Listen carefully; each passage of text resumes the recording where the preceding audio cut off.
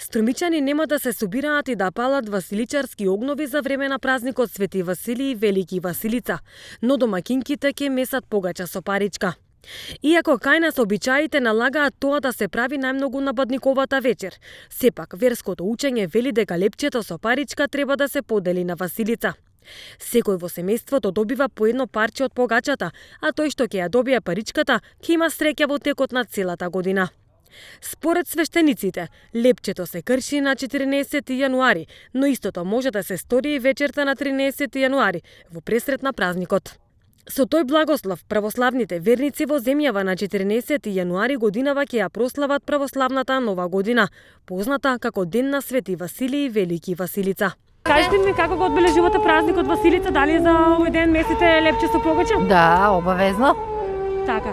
А дали ќе се собирате можеби на Не, ради короната не. Само у круг. Се испочитувате? Да, сега да, домашните само. Така. Иначе друго нема. А порано сме се собирали многу. И така. Да, месиме. Така, дали можеби ќе се собирате на василичарски огнови ова година? Не. Дома. Ова година поради пандемијата не се палеа бадникови огнови, а нема да се палат ни василичарските.